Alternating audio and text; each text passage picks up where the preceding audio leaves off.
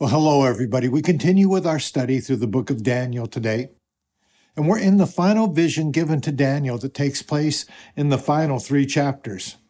Today, we will be looking at Daniel 11, verses 36 through 45. Now, this is a very important passage for prophetic studies. And unlike Daniel's other visions that focus primarily on the Gentile nations, we saw the 4 empires that would arise and dominate: the Babylonian, Medo-Persian, Greek, and Roman empires. Now, in this amazing passage we're in today, we turn our focus to Israel. We've already seen that Israel's chastening because of their sin didn't end with the Babylonian captivity for 70 years.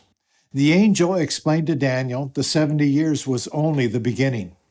The chastening of God's people would continue until the end, until the time of the final world leader, the Antichrist. And this shows just how serious their sin was and how serious the persistence of the rejection of God was. They have forced him to persist in his discipline. So they will be oppressed by the Gentiles until their Messiah returns and sets up his kingdom. And here we have a kind of blow-by-blow unfolding of the final days, the final Holocaust, we could say. And it's amazing, isn't it? I mean, doesn't it feel like we're in the front row watching it all happen?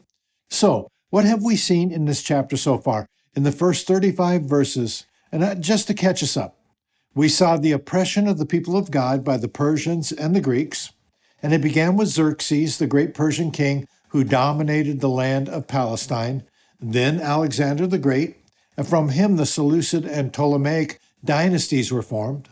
The Seleucid to the north, the Ptolemies to the south, and Israel was right in the middle. So whatever empire was the strongest at the time dominated Israel.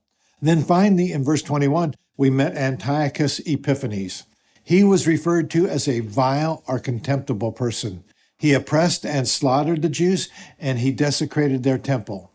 And we saw how accurate that prophecy was. And so the angel tells Daniel, the 70 years of captivity didn't end the Israelites' chastisement. It would continue through the Persian and Greek period, but it wouldn't even stop there. And what he said must have shocked Daniel. Look at verse 35. And some of the wise shall stumble, so that they may be refined, purified, and made white until the time of the end. For it still awaits the appointed time. So the suffering, the 70 years of captivity, it was meant to purify the Israelites.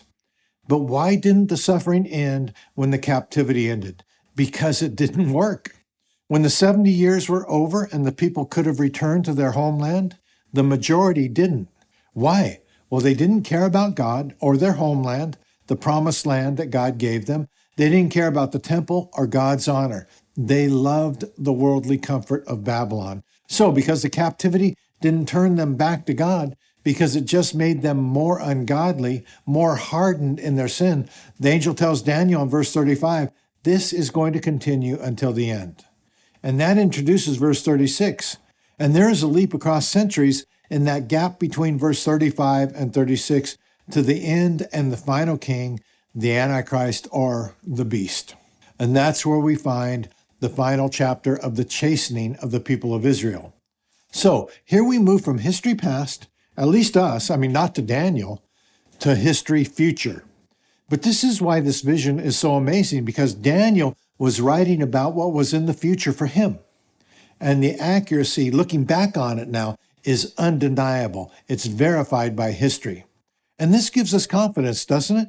As we look back on these events that have happened now and see how accurate Daniel's writings were, that gives us great confidence that those events that are still in the future for us will be accurate too. In other words, we can trust every line of this prophecy. It's going to happen just as Daniel said it would.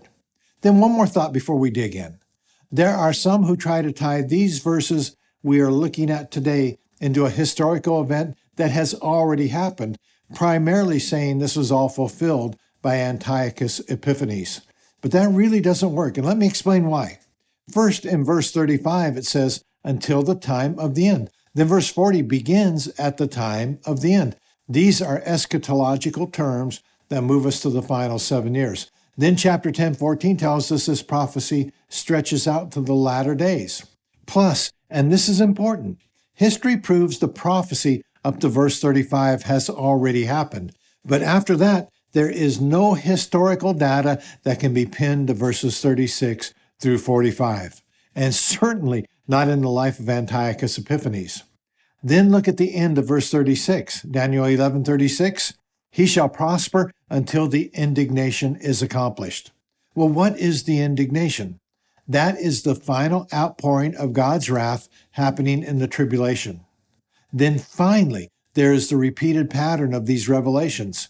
The last three revelations in the book of Daniel have closed with a word about the Antichrist. Now, it seems fitting that this would follow the same pattern. Now, I could add more to this, but I believe that's enough to suggest this prophecy is speaking about events that are still in the future. So now Daniel's vision skips over thousands of years of history to the final world ruler. And what we have before us can seem like a confusing section, but hopefully we can make it a bit clearer for you. And so the passage starts out by telling us what the Antichrist will be like. And so here we have the character of the Antichrist. Look at verse 36 again. And the king shall do as he wills. He shall exalt himself and magnify himself above every god, and shall speak astonishing things against the God of gods. He shall prosper till the indignation is accomplished, for what is decreed shall be done. And so we have the king. This is the little horn of Daniel 7, the king of fierce countenance in Daniel 8, and the prince that shall come in Daniel 9. And so the angel provides here many facts about his character. And the first one we see is that he is characterized by great power. He does as he wills. And so he will be an absolute dictator who will do whatever he chooses, and nobody will be able to stop him. I mean, he's just too powerful. And we've seen before, Scripture says he will have a power that is not his own. So this power will come from Satan himself. Hell will be energizing his kingdom. The second characteristic, he's characterized by great pride. It says he shall exalt himself and magnify himself above every god. Antiochus Epiphanes was proud, but never magnified himself above every god, did he? In fact, he worshiped the gods of the Greeks and tried to force the Jews to do the same thing. But the Antichrist will arrogantly set himself above every god. Paul puts it this way in 2 Thessalonians 2:4. He will oppose and exalt himself against every so-called god or object of worship, so that he takes his seat in the temple of God, proclaiming himself to be God. This is ego on steroids, isn't it? I mean, imagine marching into a temple and calling yourself God. That's unbelievable. And Paul says he will oppose all forms of worship, but one, of course, the worship of himself. All deities, all shrines, all images, all altars, everything takes a second place to him. But you know what? He won't begin this way, will he? At first, he seems to be very tolerant towards other religions and forms of worship. He signs a 7-year covenant with Israel, and like I've mentioned before, this is the start of the tribulation period, the last 7 years. He will then allow the Jews to rebuild their temple and begin to worship there. This will cause the Jews who desperately want their temple to be devoted to him. But suddenly, 3.5 years into the covenant, the middle point of the tribulation period, he breaks that covenant. He stops the daily sacrifices and marches into the Holy of Holies and declares to be God, and then demands that everyone worships him and take the mark to prove they do. And at that point, you know what? All hell literally breaks loose on earth. He will pour out the hatred of hell on God's people, and it's going to be a bloodbath. By the time he's done, according to Zechariah, 2 out of every 3 Jews will have been put to death. At this point, he will also destroy the false church he's been allowing to meet. That's the harlot of Revelation 17. So he is characterized by great power and great pride. And the third characteristic is this: he is an extreme blasphemer. It says, and shall speak astonishing things against the God of gods. Now this is blasphemy off the charts. Revelation 13:5-6 says of him, and the beast was given a mouth uttering haughty and blasphemous words, and it was allowed to exercise authority for 42 months. It opened its mouth to utter blasphemies against God, blaspheming his name and his dwelling, that is, those who dwell in heaven. He is the mouth of hell itself, spewing forth a constant string of blasphemies aimed at God. It says he shall speak astonishing things. Now, the Hebrew there means that he is speaking things that are unbelievable or unique. In other words, he will be more blasphemous than anyone else. So blasphemous, it is unique. It is unmatched. But why does God allow this? Well, it's a part of the purging and purifying process for Israel. The amazing thing is, for some, it takes the most extreme pain for them to be finally willing to recognize Jesus as Messiah or Savior. Nothing short of this will turn their hearts towards him. And this just shows how hardened in sin and rebellion they were.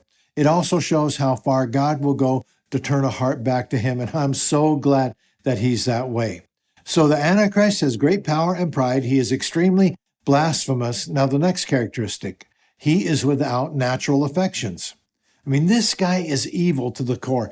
Daniel 11:37, he shall pay no attention to the gods of his fathers or to the one beloved by women. He shall not pay attention to any other god, for he shall magnify himself above all. And so he doesn't regard the gods of his fathers. He is an atheist that couldn't care less about the gods his fathers worshiped.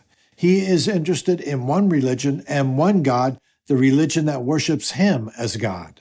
Then it says he doesn't regard the affection of women. Now, this could mean a couple of things. Some suggest this means he will be a homosexual with no natural desire for women at all. This is the way the NASB makes it sound. Look at Daniel 11:37 in the New American Standard Bible. He will show no regard for the gods of his fathers or for the desire of women. Others suggest, though, he is speaking of the Hebrew women, and this just shows the Antichrist will be an enemy of the Messiah. Now, the phrase, the desire of women, was a title Jewish mothers used when speaking of the Messiah.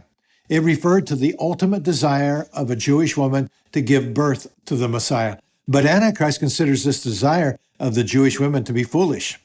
To want to give birth to the one he hates? No.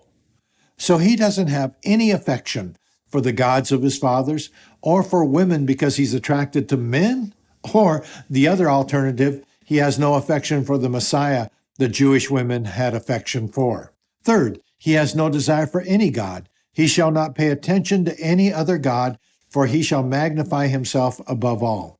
Now, this goes beyond just not having a desire for your father's gods. Plenty have done that. They reject their father's God, but embrace another God to worship.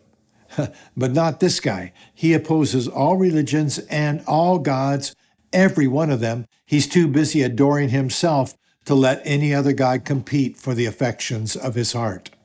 Now, how does he do this, though? How can he magnify himself above everything else? Well, that's verse 38. Look at that. He shall honor the God of fortresses instead of these. Now, instead of the natural human affections for family, women, and God, he worships power. The God of fortresses is used to mean a strong place, a fort, or in other words, military power. So verse 36, he has great power. Then in verse 38, he worships military power. This is why he is able to do anything he chooses to do, right? In verse 36, it says that. He will be able to intimidate any who stand up to him with his military might. And it kind of reminds me of what's happening with Russia and Ukraine right now. The West seems intimidated, and Russia is having its way. Why? Military might. Just mention nuclear warfare and then do what you want. Now look at verse 38, and we see the Antichrist priority. Daniel 11:38, a God whom his fathers did not know, he shall honor with gold and silver, with precious stones and costly gifts. So his priority is might. His priority is weaponry. That's his God. It's what he worships. He will honor that God with gold, silver, precious stones, and costly gifts, all to build his war machine, all given to the God of fortresses. So he is going to be extremely wealthy, and he's going to pour much of that wealth into the military. This is going to be the best equipped army ever. But why? Why does he need that? Well, to control the world's population and to eventually fight against the Messiah. Now look at verse 39. He shall deal with the strongest fortresses with the help of a foreign god.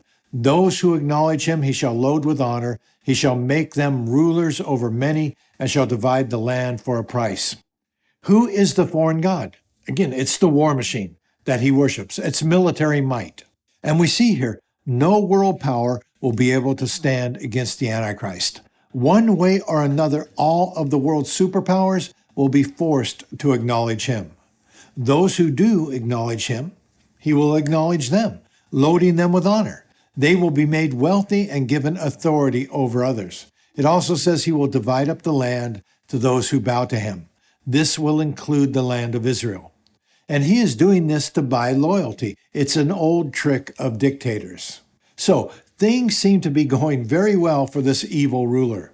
And at this point, we're probably in the first 3.5 years of the tribulation. Now, it's hard to pinpoint exactly where we're at, but probably in the first 3.5 years. He is letting the false church exist. He is acting like Israel's friend, rebuilding the temple. He signed that 7-year treaty that more than likely has brought peace into the area. And it seems the majority of the world is worshiping him. He's the man with a plan, the political, economic, and oratorical genius. So he's enjoying world domination and popularity. But in verse 40 through 45, we see he also has problems. Not everything is good. And so in verse 40, we see conflict. At the time of the end, the king of the south shall attack him, but the king of the north shall rush upon him like a whirlwind, with chariots and horsemen and with many ships. So it seems at this time an insurrection begins. I guess holding a massive global empire together is an impossible task. Not even hell can do it. You have a king from the south, which could include Egypt, parts of Africa. It doesn't say, so we're just guessing, but he will come against the Antichrist. Then at the same time, it looks like the king of the north shall rush upon him like a whirlwind. Now, some see this as the Russian invasion in Ezekiel 38 through 39. Others believe it is the Muslim nations to the north of Israel. Whoever it is will come with chariots, horsemen, and ships. In other words, just modern weaponry. So we're not sure who these nations are. The Bible isn't specific here. We just know the Antichrist is going to have some trouble. Then in verses 40 through 43, we see his response. And he shall come into countries and shall overflow and pass through. He shall come into the glorious land, and tens of thousands shall fall. But these shall be delivered out of his hand, Edom and Moab, and the main part of the Ammonites. He shall stretch out his hand against the countries, and the land of Egypt shall not escape. He shall become ruler of the treasures of gold and of silver, and all the precious things of Egypt, and the Libyans and the Cushites shall follow in his train. Now we saw in Revelation that Babylon is his capital. But it seems this insurrection, this combined attack from the north and the south, begins in Israel. So he comes into the glorious land. The glorious land, that's Israel. He will quickly respond, stretching out his hand against these rebellious nations, and he will enjoy a great victory. Then it adds he will defeat Egypt and plunder its wealth. But the allies of Egypt, Libya and Cush, that's Ethiopia, Cush is Ethiopia, see this victory that the Antichrist is enjoying and quickly make peace with him. But Edom, Moab, and the Ammonites will escape his wrath, but we're not told why. Now, these details will be important for those in the tribulation period who have somehow gotten hold of a Bible. They'll look at this and they'll say, wow, this is happening right now. God's word is true. And some suggest it's right here at this point when the Antichrist demands to be worshiped. After he has just passed his first great military test, he's put down this insurrection. Now he is truly the master of the world, and he's feeling it. Now he feels unstoppable. So it is at this point he destroys the false church he has allowed to exist, the harlot of Revelation 17, as we've seen. And it is at this point that he sets himself up as God, demanding to be worshipped. And it seems that the majority of the world will worship him. So everything is going great again.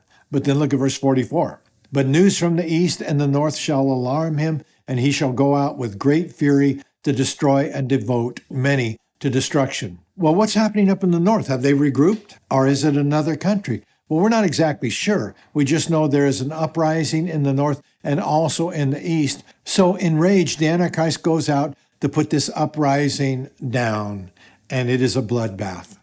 And so here he passes the second great military test, and now he is firmly in control.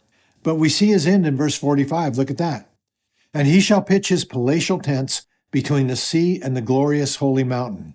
Yet he shall come to his end with none to help him. The New King James Version says, between the seas, plural.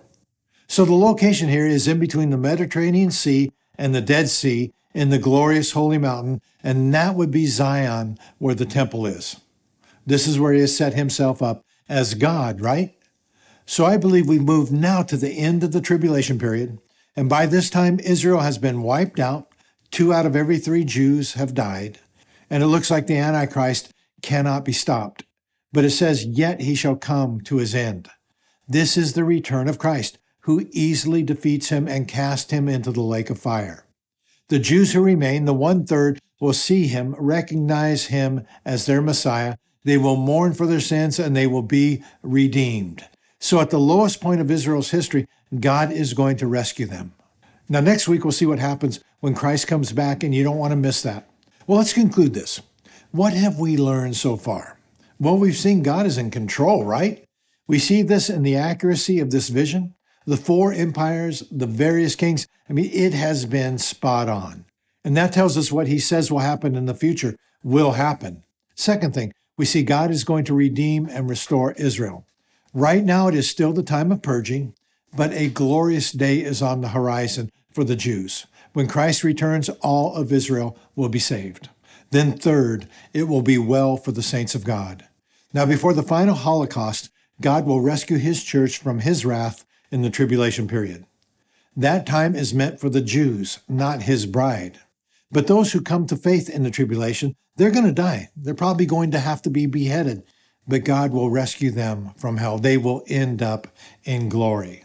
It's wonderful to know the end of the story, isn't it? It's wonderful to know that in the end, we win. Jesus Christ wins, and we win with him. All right, guys. Well, once again, thank you for hanging out with me as we go through the book of Daniel. And if you could please hit those buttons down below. That helps the channel. And if you want to support the channel financially, those links are in the description section. I love you, and I'll see you in the next video. God bless.